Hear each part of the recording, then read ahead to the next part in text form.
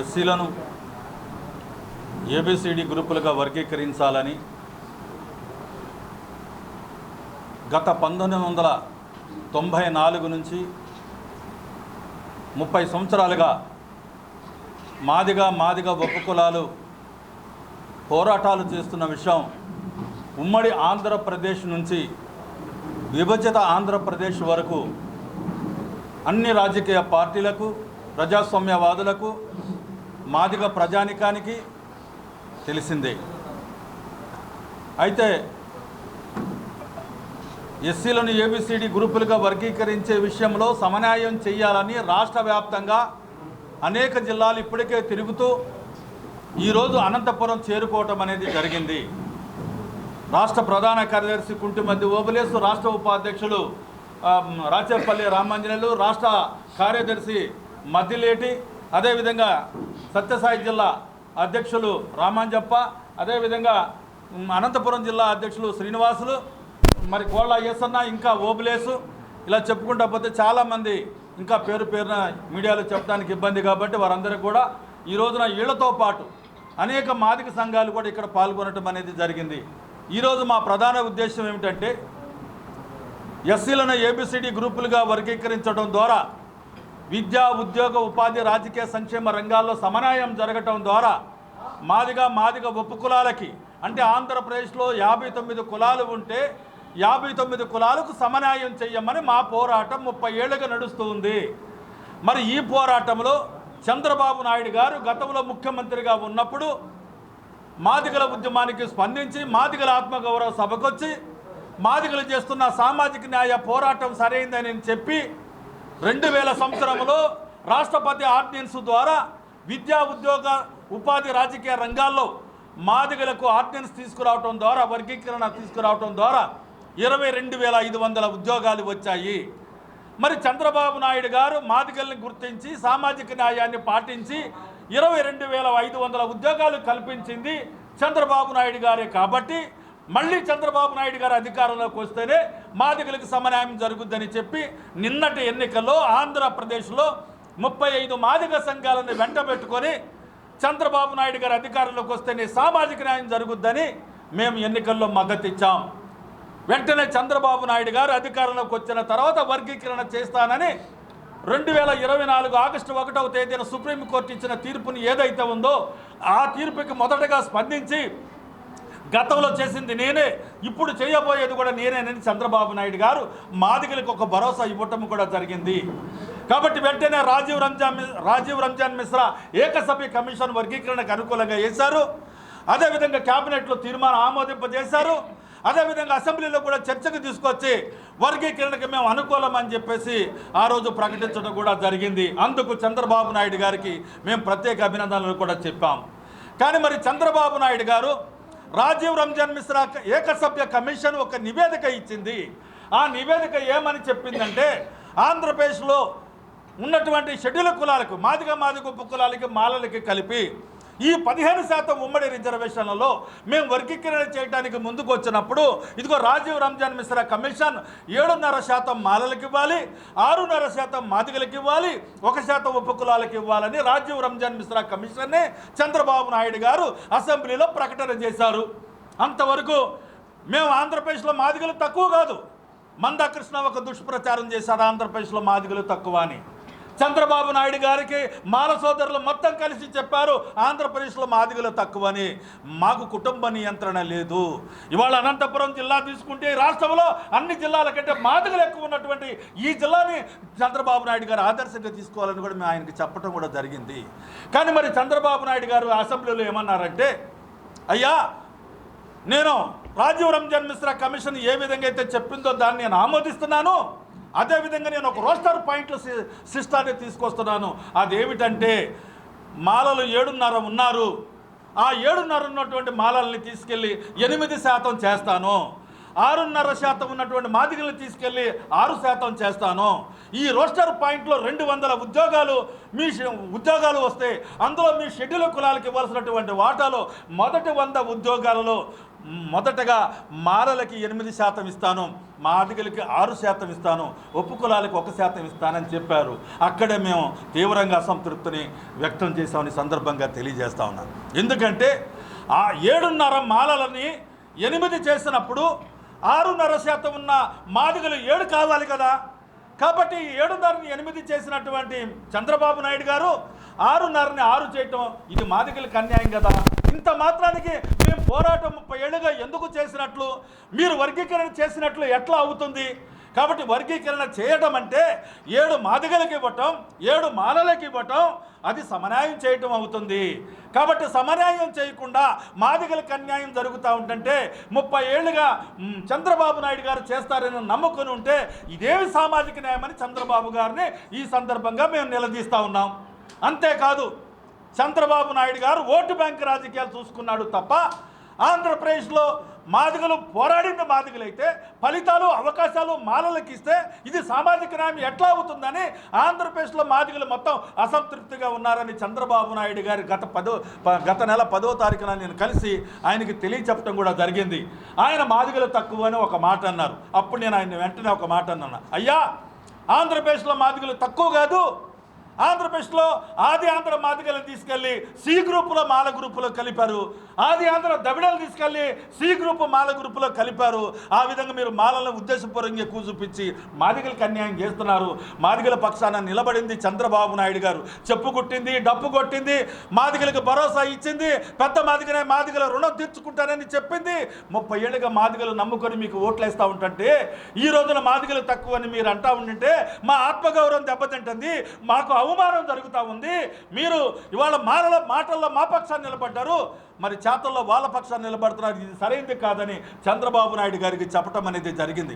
ఇవాళ మేము చంద్రబాబు నాయుడు గారు అధికారంలోకి రావడానికి 35 మాదిగ సంఘాలే కాదు 30 ఏళ్ళగా మాదిగలు నమ్ముకుని తెలుగుదేశం పార్టీకి ఓట్లేసి గెలిపిస్తే కిలో బంగారం ఇచ్చినా కూడా ఒక్క ఓటు కూడా వేయని మాలలకి మీరు అధిక ప్రాధాన్యత ఇస్తే ఇదేమో సామాజిక న్యాయమని చంద్రబాబు గారిని మేము నిలదీసి అడగటం జరిగింది. అందుకని ఈ రోజున చంద్రబాబు నాయుడు గారిని ఏమంటున్నామంటే, అయ్యా మీరు ఆర్డినెన్స్ తీసుకొచ్చారు, అయ్యా ఈ రోజున ఏ సిస్టమ్ అయితే రోస్టర్ పాయింట్లు మాకు అన్యాయం జరుగుతూ ఉంది.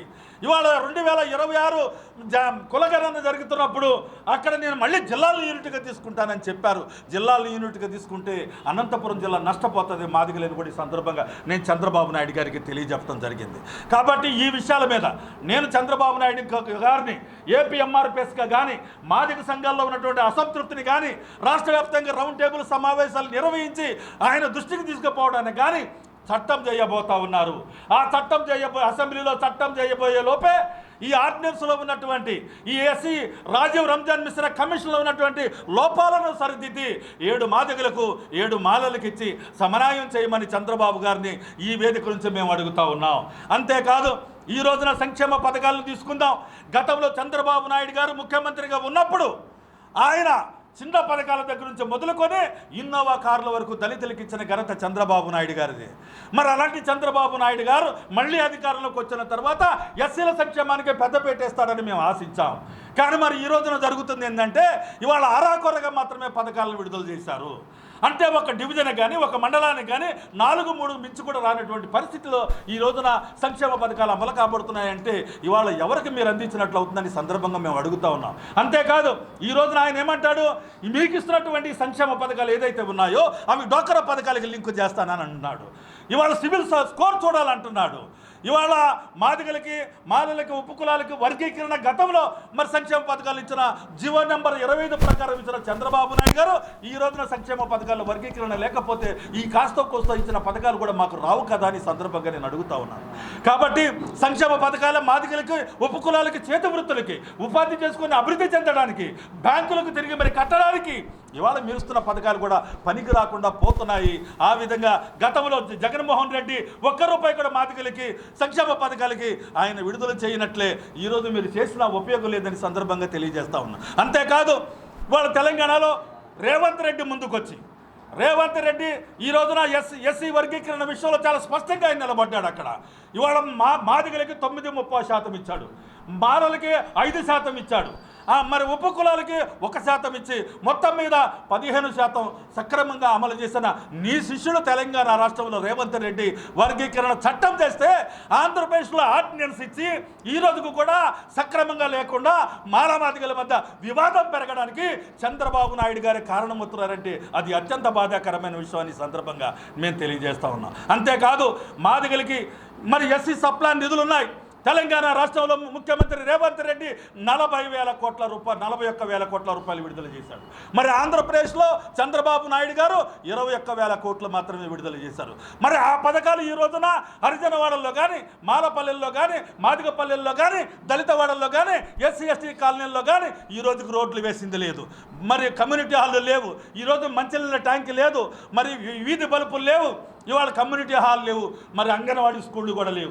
ఈ విధంగా ఈ డబ్బు మొత్తం కూడాను మాకు ఉపయోగించకుండా గతంలో రాజశేఖర రెడ్డి గారు ముఖ్యమంత్రిగా ఉన్నప్పుడు ఆయన ఔటర్ రింగ్ రోడ్డు కోసం ఎస్సీ ఎస్టీ సప్లాన్ని ఆయన దారి మళ్లించాడు. మరి వాళ్ళు హుసేన్ సాగర్ అభివృద్ధి కోసం ఆయన దారి మళ్లించారు. అదే తరహాలో ఈ రోజున ప్రశ్నించే వాళ్ళు ఆంధ్రప్రదేశ్లో లేకపోతే ఈ సప్లాన్ నిధులు కూడా దారి మళ్ళితే ఇవాళ ఎక్కడ చేసిన గొంగలు అక్కడే అన్నట్టు మాదిగల బతుకులు, ఉపకులాల బతుకులు ఉంటాయి. ఈ బతుకుల్లో మార్పు రావాలంటే సప్లాన్లో మీరు మార్పు తీసుకురావాలి, సక్రమంగా అమలు చేయాలి. ఎస్సీ సంక్షేమ పథకాలు ఎస్సీలకు చెందకుండా అరాకోరా ఇస్తే ఇది అభివృద్ధి చాటుకున్నట్లు కాదు. కాబట్టి వాటిలో మార్పులు చేసి సక్రమంగా అందరికి అందేలా చేయాలి. అదేవిధంగా రోస్టర్ పాయింట్లలో మాకు అన్యాయం జరుగుతుంది. 6 మాదిగలకు 8 మాలలకు తీవ్రంగా రాష్ట్ర వ్యాప్తంగా మాదిగలు వ్యతిరేకిస్తూ ఉన్నారు. కాబట్టి ఇవాళ 7 మాదిగలకు 7 మాలలకు ఇచ్చి సమన్వయం చేయమని చంద్రబాబు గారిని అడుగుతా ఉన్నాం. ఈ డిమాండ్ల సాధన కోసం ఒక పక్క మేము పోరాటం చేస్తూ ఉంటుంటే, ఒక పక్క 30 ఏళ్లుగా మాదిగలు ఆత్మ బలిదానాలు చేసుకొని అక్రమ కేసుల్లో ఇరికించబడి ఈ రాష్ట్రంలో ఏ ప్రభుత్వం వచ్చినా నమ్మి ఓట్లు వేసి మళ్ళీ ఎక్కడ్రా బాబు అంటే వర్గీకరణ కోసం 30 ఏళ్లను సుదీర్ఘ పోరాటం చేసిన ఏకైక అతి చారిత్రాత్మక ఉద్యమం ఏదైనా ఉందంటే అది మాదిగల ఉద్యమమే. కాబట్టి మరి మాదిగలు ఈ రోజులో ఇంత పోరాటం చేస్తుంటే ఇవాళ మందాకృష్ణ ఇంత అన్యాయం జరుగుతూ ఉంటుంటే, అయ్యా తెలంగాణలో 11% మాదిగలకు ఇవ్వాలని అడిగిన మందాకృష్ణ ఆంధ్రప్రదేశ్లో మాదిగలకి 6% ఇచ్చి చంద్రబాబు నాయుడు అన్యాయం చేస్తూ ఉంటుంటే ఎందుకు ఇక్కడ నువ్వు మాట్లాడటం లేదని మందాకృష్ణ మీ సందర్భంగా నిలదీస్తా ఉన్నా. అంటే నువ్వు బీజేపీని నాడిస్తా ఉన్న ఆటలు నువ్వు ఆడుతూ ఉన్నావు. బీజేపీ మాటల ద్వారా తెలంగాణలో కాంగ్రెస్ ప్రభుత్వాన్ని, రేవంత్ రెడ్డి ప్రభుత్వం వర్గీకరణ చేయకుండా అడ్డుకుంటానికి ముందుకొచ్చింది ఎవరంటే మందాకృష్ణ మాదిగ. అంటే మరి 30 ఏళ్లకి నేనే ఇండస్ట్రీ నాయకుడిని, నేనే సమన్వయం చేశా, నేనే ఆరోగ్యశ్రీ తెచ్చా, నేనే వికలాంగులకు అన్ని తెచ్చా అంటే మరి వర్గీకరణ రేవంత్ రెడ్డి చేయడానికి ముందుకొస్తే అక్కడ ఎందుకు అడ్డుపడ్డావో, ఎవరికి అమ్ముడు పోయావో, బీజేపీకి అమ్ముడు పోయి కాంగ్రెస్ ప్రభుత్వం చేయడానికి ముందుకొస్తే రేవంత్ రెడ్డిని జరగనీయకుండా అడ్డుకున్నది ఎవరంటే మరి మందాకృష్ణ. నువ్వు ఎట్లా మాదిగలకు ప్రతినిధి అవుతావు? ఈ సందర్భంగా మేము అడుగుతా ఉన్నాం. ఆంధ్రప్రదేశ్లో 6% మాదిగలకు ఇస్తానంటే అయ్యా 6% కాదు సమన్వయం మనే అడగాల్సిన మందాకృష్ణ ఇక్కడ చంద్రబాబు నాయుడికి ప్యాకేజీలకి అమ్ముడు పోయి మాదిగల్ని అడ్డుకున్నది. ఇవాళ ఈ శాతం రావడానికి కారణం ఎవరంటే మందాకృష్ణే. కాబట్టి ఈ మందాకృష్ణ ఆంధ్ర 2 రాష్ట్రాలుగా విడిపోయిన తర్వాత ఈ రాష్ట్రంలో నీ పెత్తనం ఏంటని సందర్భంగా మేము నిలదీస్తూ ఉన్నాం.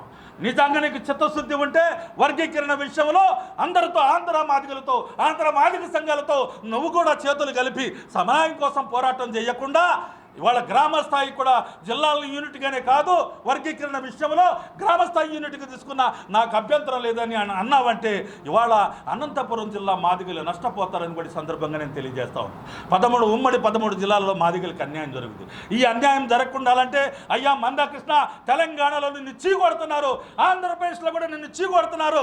నీ పెత్తనం మాకు ఇక్కడ అవసరం లేదు, నీ నాయకత్వం మాకు ఇక్కడ అవసరం లేదు. ఆంధ్రప్రదేశ్లో మాదిగలు ఉన్నారు, ఆంధ్రప్రదేశ్లో మాదిగ సంఘాలు ఉన్నాయి, ఆంధ్రప్రదేశ్లో రాష్ట్ర ప్రభుత్వం మీద తాడో పేడో తెలుసుకోగలిగే సత్తా మాదిగలకు ఉంది. నీ అవసరం మాకు లేదు, నువ్వు ఈ రాష్ట్రానికి రావాల్సిన అవసరం లేదు. ఒక దగాకోరుగా ఉన్నటువంటి మందాకృష్ణ నువ్వు ఈ రాష్ట్రం నుంచి వైదొలిగిపోవాలని మేము హెచ్చరిక చేస్తూ ముఖ్యమంత్రి చంద్రబాబు నాయుడు గారికి మేము ఒకటే చెప్తున్నాం. అయ్యా మేము మీకు వ్యతిరేకం కాదు, అయ్యా జగన్మోహన్ రెడ్డి గారు మేము కూడా మీకు వ్యతిరేకం కాదు. కానీ జగన్మోహన్ రెడ్డి గారు వర్గీకరణ విషయంలో మాట్లాడకపోవటం వల్లే చంద్రబాబు నాయుడు గారికి బలం ఏర్పడింది.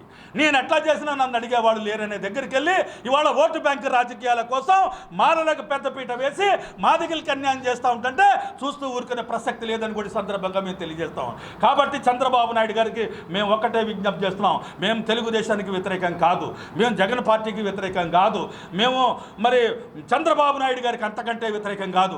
గతంలో చేసింది మీరే, ఇప్పుడు సామాజిక న్యాయం చేయాల్సిన బాధ్యత కూడా మీదేనని సందర్భంగా మేము తెలియజేస్తూ, ఇవాళ అసెంబ్లీలో చట్టం జరిగే సమయంలో ఈ లోపాలను సరిదిద్ది వర్గీకరణ సమన్వయం పాటిస్తాడని చంద్రబాబు నాయుడు గారికి ఈ సందర్భంగా మేము విజ్ఞప్తి చేస్తూ, మాదిగలకి అన్యాయం చేయాలంటే మాదిగలు ఎట్లాగైతే గద్దెనెక్కించారో మాదిగలకి గద్దె దింపే అవగాహన లేదనేది కూడా అనుకోవటం తప్పు.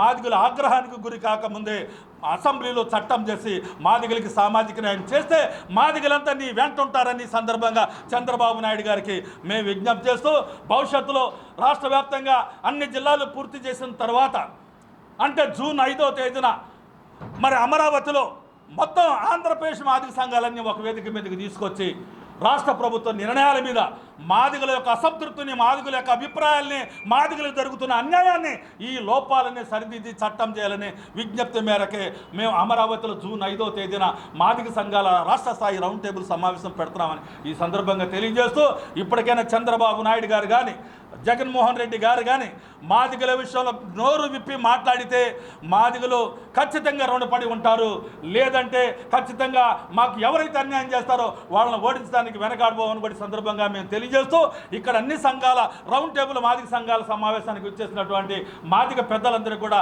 సామాజిక ఉద్యమ అభినందనలు తెలియజేస్తూ జై